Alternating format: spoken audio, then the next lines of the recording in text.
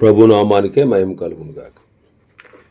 కూడి వచ్చిన మీ అందరికీ కర్మిల ఆత్మీయ సహవాస సంఘ విశ్వాసులందరికీ మన ప్రభువును ఆయన ప్రియ కుమారుడునైన యేసుక్రీస్తు వారి శ్రేష్టమైన నామములో శుభములు మరియు అందరికీ వందనాలండి. యెహెజ్కేలు గ్రంథం 36వ అధ్యాయాన్ని మనం ధ్యానం చేసుకుంటున్నాం. యెహెజ్కేలు గ్రంథం 36వ అధ్యాయం. ఇందులో ముఖ్యమైన అంశం ఏంటంటే ఇశ్రాయేలీల పర్వతములను ఆశీర్వదించుట. ఇశ్రాయేల్ పర్వతాలు ఆశీర్వదింపబడుట. ఇందులో భాగంగానే పర్వతాలను నూతనపరచుట మనం చూసాం. గత దినం దేవుని నామం దూషింపబడుటకు కారణము ఇశ్రాయేలీలే అని 23వ వచనం వరకు మనం ధ్యానం చేసుకున్నాం. 24వ వచనం నుంచి ఆఖరి వరకు ఇశ్రాయేలీలను నూతనపరిచి అభివృద్ధి పరచుట చూస్తాం. ఈ భాగంలో ఇశ్రాయేలీలను దేవుడు సమకూర్చి విమోచించి విస్తరింపచేసి అభివృద్ధి పరచుట మనం చూడవచ్చు. ఈ భాగంలోనే మనల్ని కూడా దేవుడు ఎలాగ విమోచించి ప్రేమించి విమోచించి అభివృద్ధి పరిచారో మనం కూడా దాన్ని మన జీవితాలకు అన్వయించుకోవచ్చు. 24వ వచనం, నేను అన్యజనులలో నుండి మిమ్మల్ని తోడుకొని ఆయా దేశములలో నుండి సమకూర్చి మీ స్వదేశంలోనికి మిమ్మల్ని రప్పించదను. ఆ ప్రవచనం ఇప్పుడు నెరవేరింది. దేవుడు తన ప్రజలైన ఇశ్రాయేలీలను ఆయా ప్రాంతాలలో ఆయా దేశాలలో చెదరి ఉన్నవారిని ఆయన పంపించాలని 4 దిక్కులకు ఆయన ఆజ్ఞ ఇచ్చాడు. 4 దిక్కులకు ఆయన ఆజ్ఞ ఇచ్చాడు. యెషయా భక్తుడు ఆ ప్రవచనాన్ని ప్రవచించారు. అప్పగింపమని ఉత్తర దిక్కుకు ఆజ్ఞ ఇచ్చేదను, బిగపట్టవద్దని దక్షిణ దిక్కునకు ఆజ్ఞ ఇచ్చేదను, దూరము నుండి నా కుమారులను బూదిగంతముల నుండి నా కుమార్తెలను తెప్పించుము. నా మహిమ నిమిత్తము నేను సృజించిన వారిని, నా నామం పెట్టబడిన వారందరినీ తెప్పించుము. నేనే వారిని కలగజేసి తిని వారిని పుట్టించిన వాడును నేనే అంటాడు యెషయా గ్రంథం 43వ అధ్యాయంలో. ఈనాడు ప్రభువైన యేసుక్రీస్తు వారు కూడా ప్రయాసపడి భారం మోసుకొనుచున్న సమస్త జనులారా నా యొద్దకు రండి, నేను మీకు విశ్రాంతి కలుగజేతును అని అందరినీ ఆయన ఆహ్వానిస్తూ ఉన్నారు. తెస్సలోనికీయులకు రాసిన పత్రికలో మనం పౌలు గారు చెప్పిన మాట చదివితే 2:14 రెండవ పత్రిక తెస్సలోనికీయులు 2:14 మీరు ఇలాగూ రక్షింపబడి మన ప్రభువైన యేసుక్రీస్తు మహిమను పొందవలనని ఆయన మా సువార్త వలన మిమ్మును పిలిచాను. ఆనాడు ఇశ్రాయేలీలను సమకూర్చాలని దేవుడు సంకల్పించారు. అన్యజనులలో నుండి తోడుకుని వచ్చారు, సమకూర్చారు, వారి దేశంలోనికి రప్పించారు. 25వ వచనం చదివితే, మీ అపవిత్రత యావత్తు పోవునట్లు నేను మీ మీద శుద్ధ జలము చల్లుదును, మీ విగ్రహముల వలన మీకు కలిగిన అపవిత్రత అంతయు తీసివేసేదను. సియోను కుమార్తెకు ఉన్నటువంటి కల్మషాన్ని ఆయన కడిగి వేస్తాడు.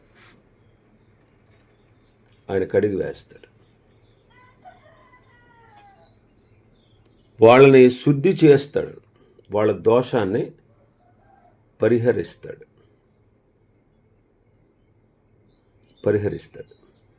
ఎలా పరిహరిస్తాడు?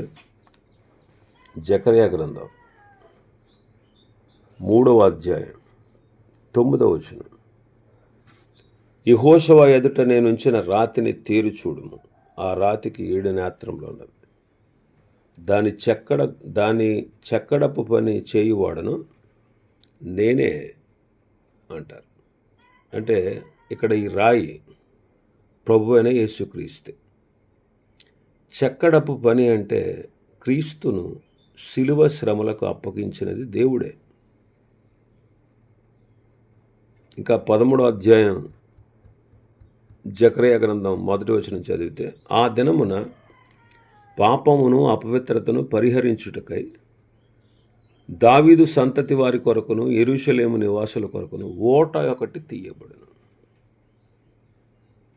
ఆ ఓట ఎవరు? ప్రభు అయిన యేసుక్రీస్తు. ఆయనే వాళ్ళ పాపాలని పరిహరించేవాడు. ప్రభు అయిన యేసుక్రీస్తు వారు రెండవ రాకడలో భూమి మీదకు వచ్చినప్పుడు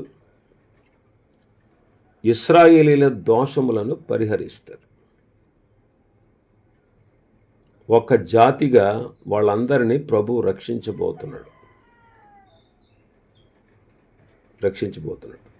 వారిని ఒక జాతిగా దేవుడు వాళ్ళని రక్షిస్తాడు భూమి మీదకి రెండవసారి వచ్చినప్పుడు. ఈనాడు మనల్ని కూడా దేవుడు రక్షించాడు. ఆది సంఘము నుండి ఇప్పటి వరకు రక్షింపబడుచున్న వారిని అనుదినము ఆయన చేరుస్తూ వచ్చాడు. ఆయన రక్తము ద్వారా మనలను కడిగి పవిత్రపరిచాడు. ఆయన రక్తము ద్వారా మనలను ప్రేమించుచు ఆయన రక్తం వలన మన పాపములు పరిహరించిన వాడు అంటాడు ప్రకటన గ్రంథకర్త 1వ అధ్యాయం 6వ వచనంలో. యోహాను గారు 1వ పత్రికలో అంటాడు, మన పాపములను మనం ఒప్పుకొని ఎడల ఆయన నమ్మదగిన వాడు నీతిమంతుడు గనుక సమస్త దుర్నీతి నుండి మనల్ని విడిపిస్తాడు. ఇంకా మన భాగంలోకి వస్తే 26వ వచనం, నూతన హృదయము మీకు ఇచ్చేదను, నూతన స్వభావం మీకు కలుగజేసేదను, రాతి గుండె మీలో నుండి తీసివేసి మాంసపు గుండెను మీకు ఇచ్చేదను.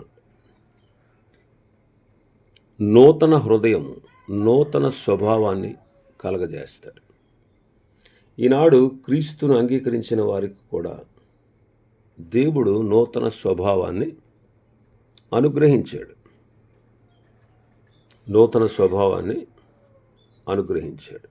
ఈనాడు క్రీస్తును కలిగిన వారు. అందుకే అంటాడు తీతు పత్రికలో, మనము నీతిని అనుసరించి చేసిన క్రియల మూలముగా కాక పునర్జన్మ సంబంధమైన స్నానము ద్వారా తన కనికరము చొప్పున పరిశుద్ధాత్మ మనకు నూతన స్వభావం కలుగజేయుట ద్వారా ఆయన మనలను రక్షించాడు. ఎవడైనను క్రీస్తునందున్న ఎడల వాడు నూతన సృష్టి, పాతవి గతించెను, ఇవిగో క్రొత్తవాయన అంటాడు. కాబట్టి ఆ పాత మోసకరమైన దురాశలు, చెడ్డ స్వభావం అవన్నీ తీసివేసి నూతన హృదయాన్ని, నూతన స్వభావాన్ని రక్షింపబడిన వారికి దేవుడు కలుగజేశాడు. కనుక నూతనమైనటువంటి నీతిని, యథార్థతను, భక్తిని మనం కలిగి జీవించాలి. పాత జీవితానికి చచ్చి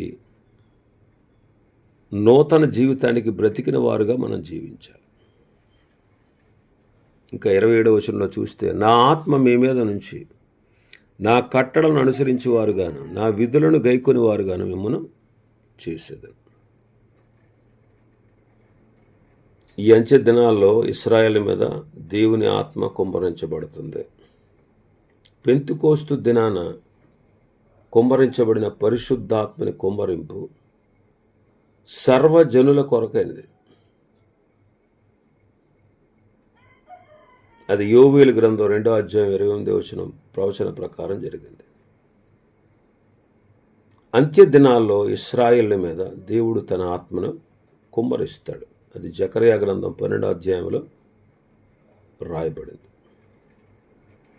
అయితే ప్రభువు భూమి మీదకు వచ్చినప్పుడు, రెండవసారి వచ్చినప్పుడు ఇశ్రాయేలు మీద దేవుడు తన ఆత్మను కుమ్మరిస్తాడు. అప్పుడు వారు ఆయన కట్టడలను విధులను అనుసరించేవారు అవుతారు. ఈనాడు పరిశుద్ధాత్మని కుమ్మరింపు మనందరి కొరకు. ఇది ఒకేసారి జరిగింది. పరిశుద్ధాత్ముడు సంఘములో ఉండి లోకములో పనిచేస్తూ ఉన్నారు. మనం ప్రభువైన యేసుక్రీస్తునందు విశ్వాసం ఉంచుట ద్వారా ప్రతి విశ్వాసిలో పరిశుద్ధాత్ముడు నివసిస్తాడు. మనలను సర్వసత్యంలోనికి నడిపించుటకు పరిశుద్ధాత్ముడు మనలోనికి ప్రవేశించారు. అందుకే మీరు ఆత్మానుసారంగా నడిస్తే శరీర ఇచ్ఛలు నెరవేర్చరు. ఆత్మానుసారంగా నడిస్తే మీరు క్రమంగా నడుస్తారని మనం గలతీ పత్రికలో చదువుతాం. కాబట్టి ఆత్మ మనల్ని ప్రార్థన వైపు నడిపిస్తారు. వాక్య మర్మాలు మనకు తెలియజేస్తారు. సువార్త సేవలో మనల్ని వాడుకుంటారు. ఇంకా 28వ వచనంలో చూస్తే మన భాగంలో, నేను మీ పితరులకు ఇచ్చిన దేశంలో మీరు నివసించెదరు, మీరు నా జనులయందురు, నేను మీ దేవుడినయందురు. ఇది ఈనాడు మనం అన్వయించుకుంటే మనకిచ్చినటువంటి వాగ్దానం చేసిన దేశము మన నివాసం ఏదంటే సంఘమే. కాబట్టి దేవుని కృపతో మన నివాసము సంఘములో, మన నివాసము ఆయన వాక్యములో, వాక్యమై ఉన్న క్రీస్తులో. ద్రాక్షావల్లిలో తీగ ఉంటేనే ఫలిస్తుంది. అలాగ మనల్ని ఆయనలో అంటుకట్టుకొని ఫలభరితమైనటువంటి స్థితిని, ఫలించేటువంటి ఆ భాగ్యాన్ని దేవుడు మనకిచ్చాడు. ఇంకా 28వ వచనంలో ఏమంటారు? మీరు నా జనులయుందురు అంటున్నాడు. మీరు నా జనులయుందురు. కాబట్టి మనం కూడా ఈనాడు ఆయన ప్రజలు.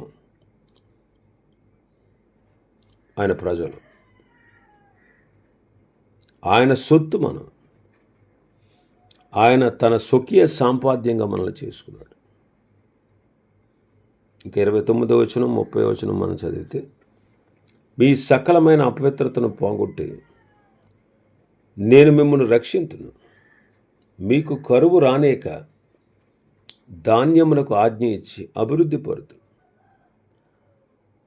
అన్యజనుల్లో కరువును గూర్చిన నింద మీరిక నొందక ఉండినట్లు చెట్ల ఫలములను, భూమి పంటను నేను విస్తరింపచేస్తాను.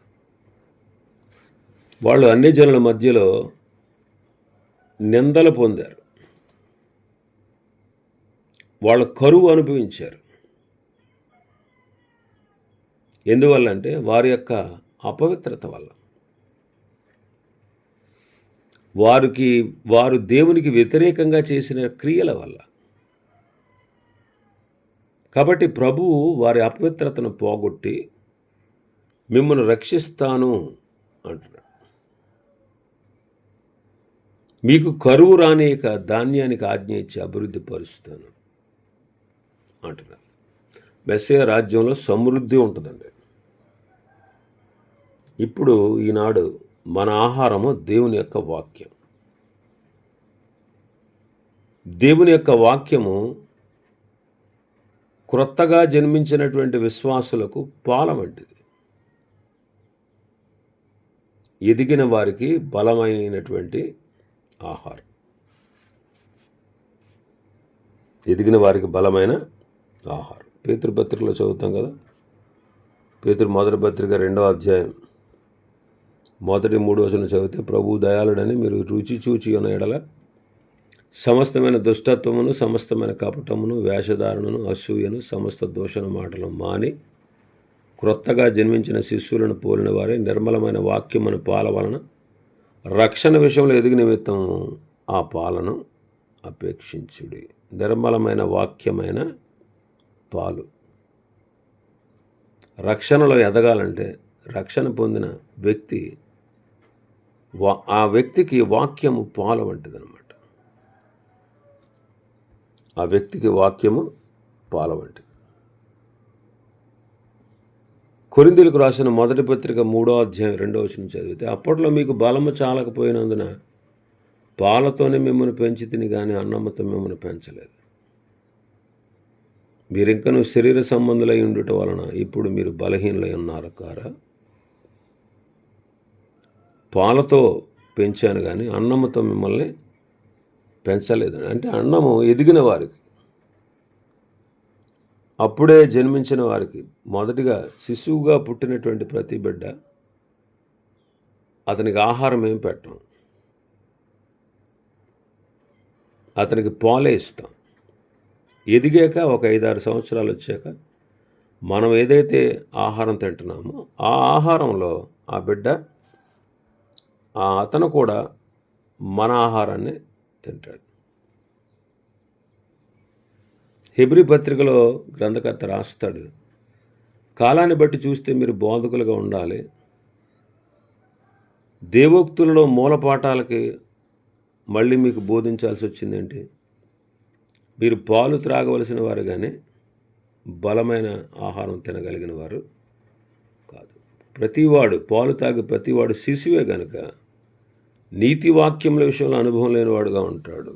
వయసు వచ్చినవాడు అభ్యాసం చేత మేలు కీడులను వివేచించుటకు సాధనం చేయడం జ్ఞానేంద్రియాలు కలిగి ఉంటాడు. కాబట్టి బలమైన ఆహారము వానికే తగును అంటాడు. హెబ్రీ పత్రిక 5:11-14 వరకు. ఇంకా మనం చూస్తే మన భాగంలో 31వ వచనం, అప్పుడు మీరు దుష్ప్రవర్తనను, మీరు చేసిన దుష్క్రియలను మనసుకు తెచ్చుకుని మీ దోషములను బట్టి హేయక్రియలను బట్టి మిమ్మల్ని మీరు అసహించుకుంటారు. మీ దుష్ప్రవర్తనను, మీరు చేసిన దుష్క్రియలను మనస్సుకు తెచ్చుకుని, అరే ఎందుకు మనం ఇలా చేసాం అని చెప్పి, ఇలా చేయబట్టే కదా దేవుడు మనల్ని శిక్షించాడని వాళ్ళను వాళ్ళు అసహించుకుంటారు. కాబట్టి దేవుని రాజ్యంలో అపవిత్రతకు చోటు లేదు. ఆయన రాజ్యం నీతి రాజ్యం. కాబట్టి వారు చేసిన దుష్క్రియలు, వారికి ఉన్న దుష్ప్రవర్తనను బట్టి సిగ్గుపడతారు. ఈనాడు మనం కూడా చూడండి, రక్షణ పొందిన మనం గత జీవితాన్ని ఒకసారి పరీక్ష చేసుకుంటే మనం చేసిన క్రియలను బట్టి మనం ఇప్పుడు సిగ్గుపడతాం.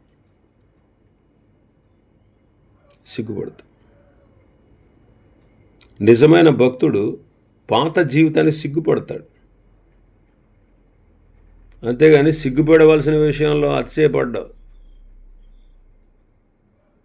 సిగ్గుపడాల్సిన విషయంలో అతిశయపడు. కాబట్టి మనం చేసినటువంటి గత జీవితంలో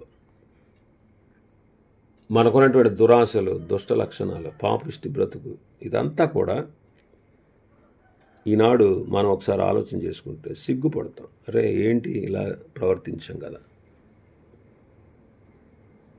కాబట్టి వాళ్ళు కూడా పశ్చాత్తాపడుతున్నారు. అదే పశ్చాత్తాపం అంటారు. మనసుకు తెచ్చుకొని మీ దోషములు బట్టి హేయక్రియలను బట్టి మిమ్మల్ని మీరు అసహించుకుంటారు. మీ నిమిత్తం నేను ఎలాగూ చేయటం లేదని తెలుసుకోండి. ఇదే ప్రభువు యెహోవా వాక్కు. మీ ప్రవర్తనను గూర్చి చిన్నబోయి సిగ్గుపడతారంటాడు. సిగ్గుపడండి అంటున్నాడు. కాబట్టి ఈనాడు మనం కూడా ఏ విధమైన అపవిత్రతను కలిగి ఉన్నా అతిశయించడానికి వీల్లేదు. మనం సిగ్గుపడాల్సిన విషయాల్లో అతిశయించకూడదు. ఎప్పుడు కొన్నిసార్లు పాపిష్టి బ్రతుకుతూ దాని గురించి గొప్పగా చెప్పుకునే వాళ్ళు ఉంటారు. మనం సిగ్గుపడాల్సిన విషయంలో సిగ్గుపడాలి. ఇంకా మనం చూస్తే 33వ వచనం నుంచి 36వ వచనం వరకు, మీ దోషముల వలన మీకు కలిగిన అపవిత్రతను నేను తీసివేసి మీ పట్టణంలో మిమ్మల్ని నివసింపచేయువాడు పాడైపోయిన స్థలములు మరల కట్టబడు. మార్గస్థుల దృష్టికి పాడుగాను నిర్జనముగా అగుపడిన భూమి సేద్యము చేయబడు. పాడైన భూమి ఏదేను వనం వలె ఆయనని, పాడుగా నిర్జనముగా ఉన్న ఈ పట్టణముల నివాసులతో నిండి ప్రాకారము గలవా అయినని జనులు చెప్పుకుందరు. అప్పుడు యెహోవాను నేను పాడైపోయిన స్థలమును కట్టువాడని, పాడైపోయిన స్థలంలో చెట్లను నాటువాడని, మీ చుట్టూ శేషించిన అన్ని జనులు తెలుసుకుంటారు. యెహోవానైన నేను మాట ఇచ్చాను. దోషాల వలన వారికి కలిగిన అపవిత్రతను ప్రభు తీసేస్తాడని, ఆ పట్టణాల్లో మిమ్మల్ని మరలా నివసింపచేస్తానని చెబుతున్నాడు. పాడైన స్థలములు మరలా కట్టబడు. మార్గస్థుల దృష్టికి, ఆ మార్గాన పోవారి దృష్టికి పాడుగా నిర్జనంగా కనబడిన భూమి సేద్యం చేయబడుతుంది. ఆ పాడైనటువంటి యెరూషలేము ఏదైనా వనం వల్లే అయింది. అరే, పాడుగా ఉన్నటువంటి పట్టణం, ఈ దేశం ఏదేనులాగా అయింది? ఈ పట్టణములు నివాసులతో నిండి ప్రాకారములు గలదాయింది అని చెప్పి వాళ్ళు చెప్పుకుంటారు. ఎవరు చేశారు ఇది? నేనే పాడైపోయిన స్థలాలను కట్టువాడని, పాడైపోయిన స్థలాల్లో చెట్లు నాటువాడని, ఆయన యెహోవా అని అందరూ తెలుసుకుంటారు. క్రీస్తు శకం 70లో ఇశ్రాయేలు పాడైపోయి ప్రపంచ దేశాల్లో చెదిరిపోయారు. యెరూషలేము నాశనం చేయబడింది, దున్నబడింది, మందిరము రాళ్ల కుప్పయింది. అలాంటి ఇశ్రాయేలీలు ఇప్పుడు ఏం చేయబడుతున్నారు? సమకూర్చబడి ఆయా దేశాల్లో నుంచి వారు తమ దేశానికి వచ్చి, ఇప్పుడు ఆ దేశం ఎలా ఉంది? ఫలవంతమైన దేశంగా ఉంది. అందుకే ఆయనే ఇలా చేశాడు. ఫలవంతమైన భూమిగా పాడైపోయిన స్థలాలను కట్టాడు, చెట్లు నాటాడు, ప్రాకారాలు కట్టబడ్డాయి, నివాసులతో నింపబడ్డాయి. అది చేసింది దేవుడని యెహోవా అని వారు తెలుసుకుంటారు అంటాడు. అలాగూ దేవుడు ఇశ్రాయేలును సమకూర్చాడు. వారు అనేక విషయాల్లో ఈనాడు అభివృద్ధి చెందుతున్నారు. తర్వాత మనం చూస్తే 37-38 వచనాలు. ప్రభువుకు యెహోవా సెలవిచ్చినదేమనగా, ఇశ్రాయేలుకు నేను ఎలాగూ చేయి విషయంలో వారిని నా యొద్ద విచారణ చేయనిత్తును. గొర్రెలు విస్తరించినట్లుగా నేను వారిని విస్తరింపచేస్తాను. వారు నా యొద్ద విచారణ చేస్తారు. వారు విస్తరిస్తారు. గొర్రెలు విస్తరించినట్టుగా నేను వారిని విస్తరింపచేస్తాను. నేను యెహోవాను తెలుసుకున్నట్లు ప్రతిష్ఠితములకు గొర్రెలంత విస్తారముగాను, నియామక దినములలో యెరూషలేముకు వచ్చి గొర్రెలంత విస్తారముగాను వారి పట్టణం మీద మనుషులు గుంపులు గుంపులుగా విస్తరించినట్లు చేస్తారు. కాబట్టి దేవుడు ఆయన యొద్ద వారు విచారణ చేసేవారుగా చేస్తాడు. విచారణ చేయుట అంటే ఇది ప్రార్థనా జీవితాన్ని సూచిస్తూ ఉంది. ఈనాడు మన జీవితాల్లో కూడా ప్రార్థనకు ప్రాముఖ్యత ఇవ్వాలి. ప్రార్థన మన ఆత్మీయ జీవితానికి ఎంతో సహకారం. అది దేవుని దృష్టికి అనుకూలమైనది, ఇతరులకు రక్షణకరమైనది, పరిశుద్ధులకు ప్రోత్సాహకరమైనది. కాబట్టి ఆ రీతిగా మనం ప్రార్థించాలి. విచారణ చేయుటంటే ప్రార్థించుట. ఇంకా వాళ్ళు ఎలా విస్తరిస్తారంటే గొర్రెలు విస్తరించినట్లుగా వారు విస్తరిస్తారు. నియామక దినాల్లో యెరూషలేమునికి వస్తారు చాలామంది. మొత్తం నియామక దినాల్లో యెరూషలేముకి 12 గోత్రాల వారు వచ్చి వారు విస్తారమైనటువంటి బలులు అర్పిస్తారు. అవన్నీ చూస్తే, ఆ దృశ్యాన్ని చూస్తే గుంపులు గుంపులుగా ఉంటాయన్నమాట గొర్రెలు.